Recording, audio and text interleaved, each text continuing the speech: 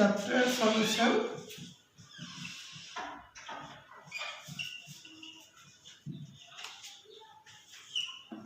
Numerical.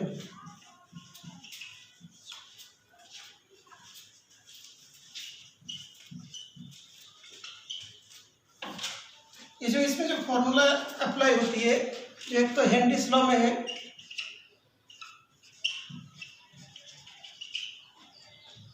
जो हम लोग बोलते हैं partial pressure equals to KH into x. ये तो कांस्टेंट होता है, हेनरीज लॉ कांस्टेंट होता है। ये होता है मोल फ्रैक्शन, और ये वाला होता है पार्शियल प्रेशर। ओके, इससे पहले भी एक होता है कि तुम्हारा मोलारिटी टॉपिक होती है, मोलारिटी। ये तो सब 11th क्लास रेस्पेक्ट में है, ठीक है बेटा। 12th क्लास में यही वाला पार्ट आता है, मेनली यहाँ से स्टार्ट होता है हेनरीज लॉ। उसके बाद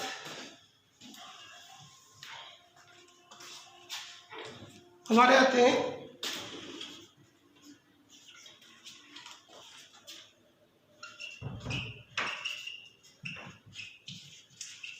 रॉल्स लॉ से एक चीज आता है, P1 minus P1 upon P1 equals to, ये वाला होते हैं 2 मीन्स होता है सॉल्यूट,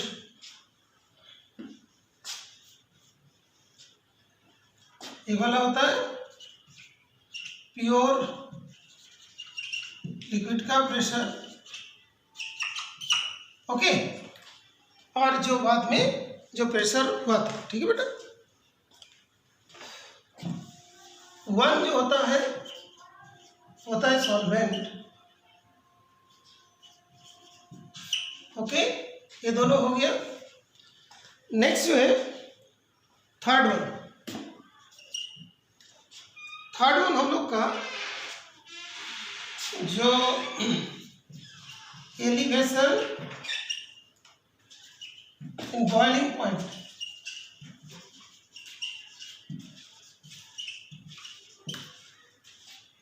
तो delta TB equals to KB into M. M जो होता है तो होता है मोलालिटी,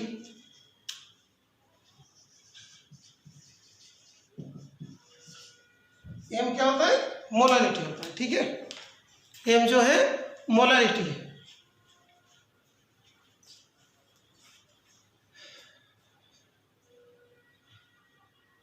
अभी इस जगह पे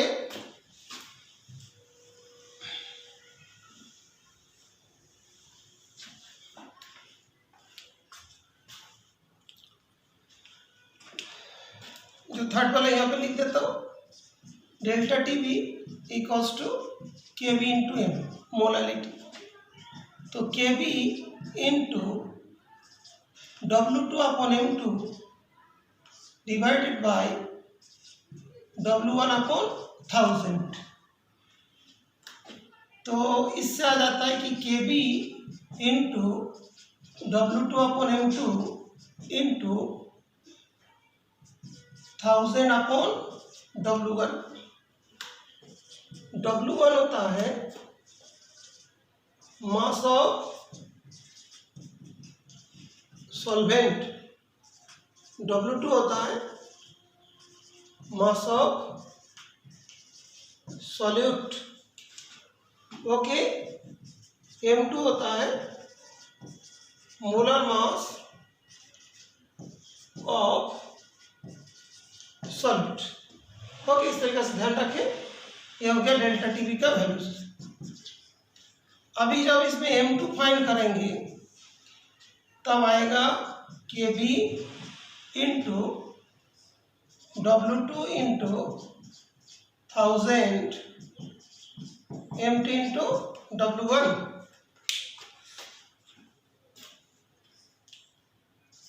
डेल्टा टीवी इंटू W1।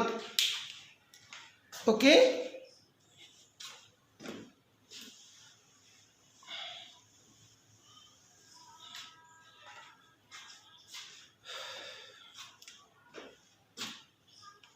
तो केवी जो है एक कांस्टेंट होता है, depends on liquid to liquid. Okay, इसको बोलते हैं मोलर एलिवेशन कांस्टेंट। ठीक है, तो इसमें हम लोग M2 फाइंड कर सकते हैं। ओके, ये सब के वैल्यूज गिवन हुआ, तो ये हो गया थर्ड। थर्ड के बाद हम लोग को आता है फोर्थ जो फॉर्मूला,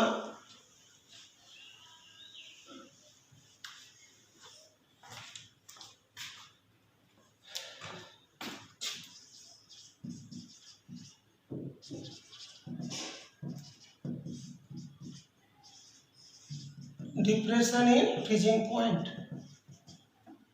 तो यहाँ पे आता है delta T F equals to K F into M. ये जो के एफ है, एम का जो वैल्यूज होती है वो W2 upon M2, W1 upon 1000, तो के F into W2 upon M2 into 1000 upon W1, delta T F का वैल्यूज होगा।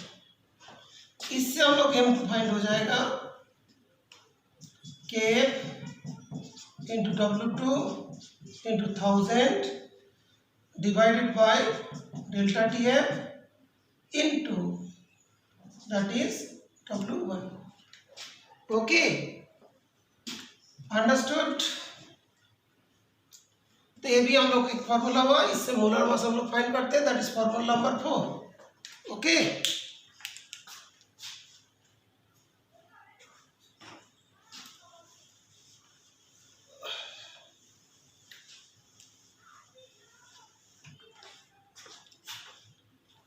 अभी जो 5 है,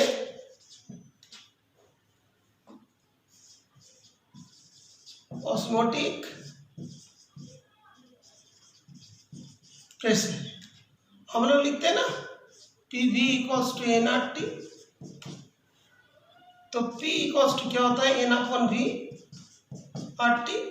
यहाँ पे जो P को लिखते हैं पाई से डिनोट करते हैं, पाई। N अपॉन V को बोलते हैं C कॉन्सेंट्रेशन RT। ये तो फॉर्मूला याद रहेगा बेटा, ऑस्मोटिक प्रेशर।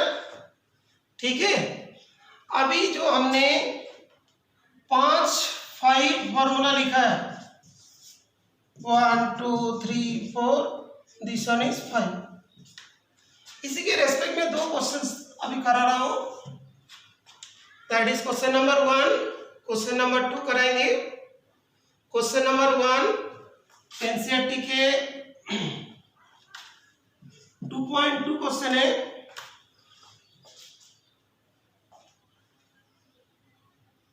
और ये वाला है एनसीईआरटी के 2.18, ये दोनों। ओके, अब ये दोनों सॉल्व कर देते हैं, बाकी तुम लोग एक्सरसाइज का 2.6 से 2.16 से 2.22, दैट मीन्स होमवर्क हो गया तुम्हारा 2.16 से 2.22, सॉल्व करके मेरे को भेजोगे, और करेक्ट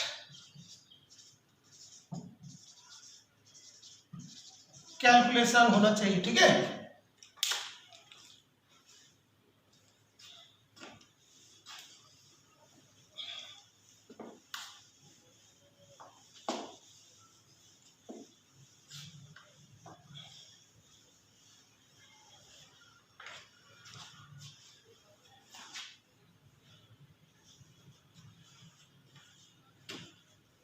अच्छा, इसमें जो है एलिमेंट, जो क्वेश्चन को समझाता हूं, देखो क्वेश्चन नंबर 1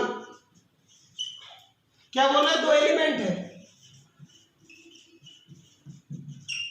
एनसीईआरटी का एक्सरसाइज के 2.21 टू एलिमेंट्स है ए एंड बी, ये दोनों मिलके कंपाउंड बनते हैं।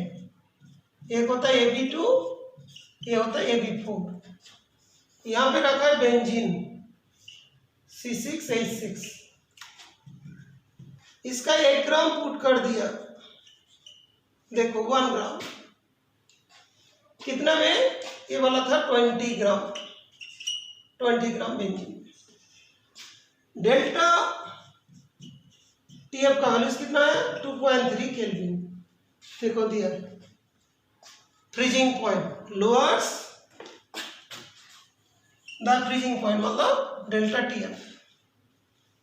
इस वाले के फिर 1 ग्राम दिया था जब, तब डेल्टा TF कितना आया था, 1.3 केल्विन। ओके, देखो अमाउंट ऑलवेज 20 ग्राम ही है। फाइंड करना है, टू फाइंड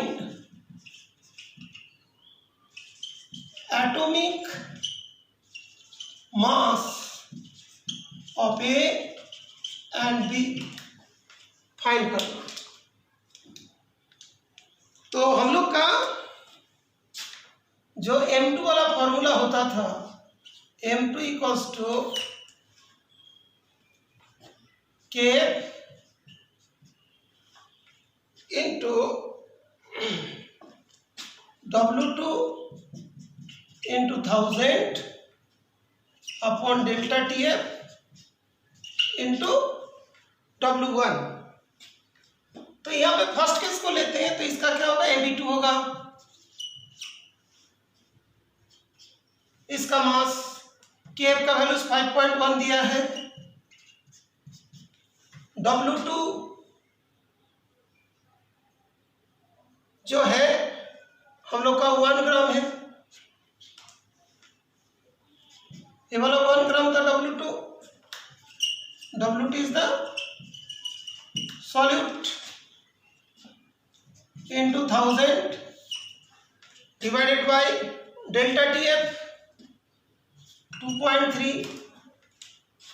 W1 जो है, W1 क्या था, 20 ग्राम था, ये वाला क्या था, 20 ग्राम। ओके, तो इसमें से AB2 का जो वैल्यूज आएगा मोलर मास, ये कौन सा, मोलर मास,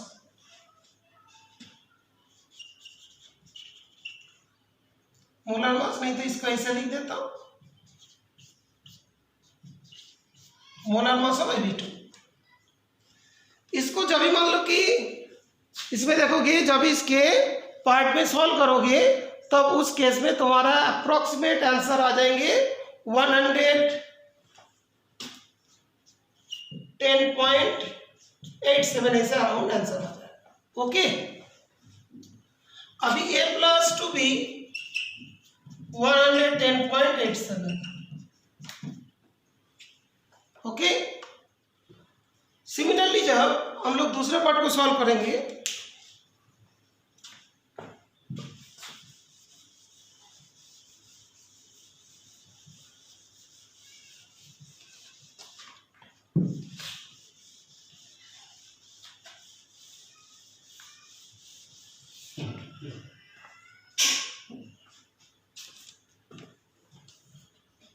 इसमें जब AB4 होगा तो वहां पे भी वही होगा, KF into W2 into 1000 divided by delta TF into W1। इसमें भी मोलर मास है। अभी हम लोग ये जो है ना atomic mass A and B find किया, इसका एटॉमिक मास को ये बोल दिया, इसका एटॉमिक मास को बी बोल दिया, तो ये कितना आएगा, A+2 आएगा। तो यहाँ पे भी क्या होगा, molar mass of AB4, KF का वैल्यू कितना है, 5.1, A1, A1000, delta TF that is 1.3, W1 that is 20। तो A plus 4B equals to a+4b इसके वैल्यूज को सॉल्व करोगे, सॉल्व करके 196.15 अराउंड आ जाएगा। अभी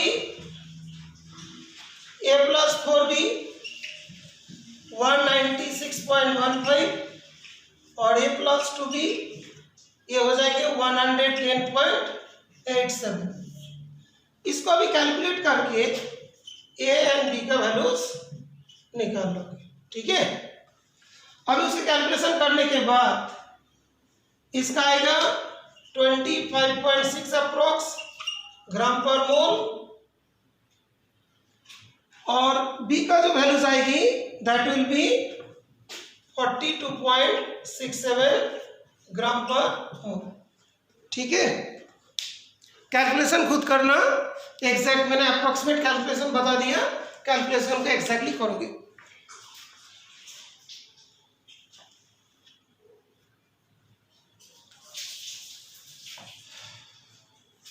तो क्वेश्चंस में पहले दो एलिमेंट है AB2 AB4 20 ग्राम बेंजीन है, 1 ग्राम सॉलिड पुट कर रहे हैं। फर्स्ट केस में 2.3 केल्विन, सेकेंड केस में 1.3 केल्विन है। तो AB2 का वैल्यूज आ जाएगा KFW2000 अपन दिस वन, ठीक है। अभी कैलकुलेशन करके देख लेना ये आ रहा है कि नहीं, मैंने ऐसा कैलकुलेशन करके रखा था तो इतना था, ओके। और इसको कैलकुलेशन करके नहीं आ रहा हूँ, इतना आ जाएगा, फिर सॉल्व करना, ओके। और तुम लोग करेक्ट कैलकुलेशन करोगे जो होमवर्क में दिया बेटा। नेक्स्ट जो है सेकेंड क्वेश्चन,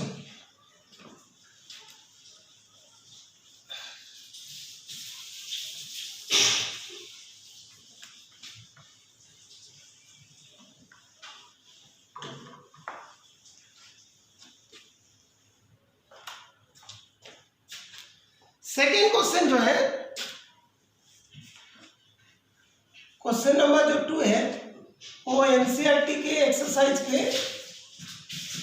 क्वेश्चन नंबर है 2.1 है। इसमें जो है ना relative lowering of vapour pressure, relative lowering of vapour pressure. तो इसमें क्या, calculate the mass of a non volatile solute, molar mass 40 ग्राम दिया है सॉल्यूट, मोलर मास क्या होता है M2 इक्वल्स टू 40 ग्राम पर मोल दिया है, ओके। और जो सॉल्वेंट का मास दिया है, सॉल्वेंट का मास कितना दिया, 114 ग्राम, क्लियर। सॉल्वेंट है क्या, octane, that is CH3 CH2 CH2, मैं पूरा नहीं लिख के ऐसा लिख देता हूँ, 6 और CH3 ऑक्टेन। ऑक्टेन का जो मोलर मास होते हैं वो भी 1140 होता है, ठीक है। तो अभी relative lowering of vapour pressure देखो, P0 minus P1 upon P0 equals to X2। X2 means क्या होता है, N2 अपॉन, नहीं तो यहाँ पे लिख देता हूँ N1 प्लस N2, ये इक्विवेलेंट टू कितना होता है, N2 upon N1, because N2 is very very lesser than N1 है, तब नेग्लेक्ट करते हैं, ओके। अभी देखो P0 जो है वो तो 100 है, रिड्यूस हो गई कितना हुआ, 80 हुआ, ओरिजिनल कितना था, 100 था, इक्वल्स टू N2 जो है W2 अपॉन M2, N1 जो है W1/M1।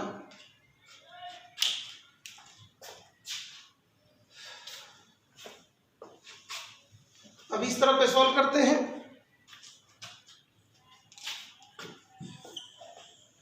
Twenty upon 100 equals to W2। W2 means what, find करना है। M2 कितना था, सॉल्वेंट का मोलर मास 40 ग्राम था M2। W1 कितना था, 114। W1 114 था और इसका मोलर मास भी 114 है। तो 1/5 इक्वल्स टू W2/40, ये तो 1 हो जाएगा। तो W2 equals to 40/5, that will be 8 gram. Okay, हम लोग यही फाइंड करना था। Calculate the mass of non volatile solute. Solute मतलब क्या होता है, W2 होता है। Okay, understood? कोई डाउट होगा तो मेरे को बता दो, ठीक है। होमवर्क और एक बार लिख देता हूँ। एक्सरसाइज का 2.16 से 2.22 तक, ठीक है।